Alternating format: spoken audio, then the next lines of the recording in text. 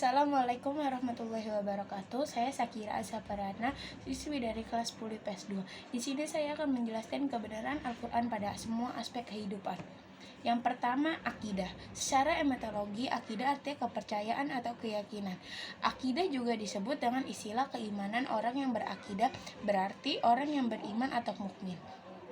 Penjelasan Al-Quran tentang pokok-pokok ajaran akidah yang wajib diyakini oleh umat Islam diantaranya adalah sebagai berikut.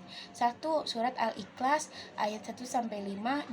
Surat Al-Baqarah ayat 163. 3. Surat Al-Baqarah ayat 285. Yang kedua, ibadah dan muamalah. Secara bahasa, ibadah berasal dari kata yang artinya mengabdi atau menyembah. Sedangkan secara etimologi, ibadah berarti menyembah atau mengabdi sepenuhnya kepada Allah Subhanahu wa ta'ala. Al-Quran menegaskan bahwa tujuan penciptaan jin dan manusia hanya untuk beribadah kepada Allah Subhanahu wa ta'ala, sebagai tersurat dalam firman Allah Subhanahu wa ta'ala. Yang pertama, surat Az-Zariyat ayat 59 dan surat Al-Fatihah ayat 5. Yang ketiga, macam-macam sifat ibadah.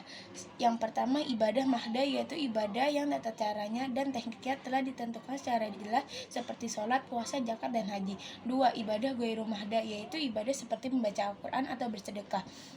Kegiatan dalam hubungan antara manusia juga biasa disebut dengan muamalah. Kita dapat menemukan hanya tuntunan Al-Quran tentang tata cara muamalah, antara lain surat Al-Baqarah ayat 282. Yang keempat, akhlak. Secara etimologi, akhlak berarti perangai, tingkah laku, tabiat, budi pekerti. Kata akhlak adalah jamak secara etimologi. Akhlak adalah sifat tertanam dalam jiwa manusia yang muncul spontan dalam tingkah laku. Adapun di antara ayat-ayat Al-Quran yang menyatakan tentang ajaran akhlak Nabi Muhammad SAW antara lain surat Al-Qalam ayat 4 dan surat Al-Ahzab ayat 21. 5.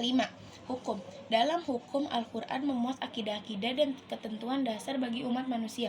Salah satu isi pokok Al-Quran bertujuan untuk memberikan pedoman kepada umat manusia agar kehidupan menjadi adil, aman, tentram, teratur, sejahtera, bahagia, dan selamat dunia maupun akhirat. Ayat-ayat Al-Quran yang berisi ketentuan hukum antara lain yang pertama surat An-Nisa ayat 105 dan surat Al-Maidah ayat 90. 6. Sejarah atau kisah umat masa lalu. Al-Quran banyak menjelaskan tentang sejarah atau kisah umat pada masa lalu. Sejarah atau kisah-kisah tersebut bukan hanya sekedar cerita atau dongeng semata. Petunjuk yang diberikan Al-Quran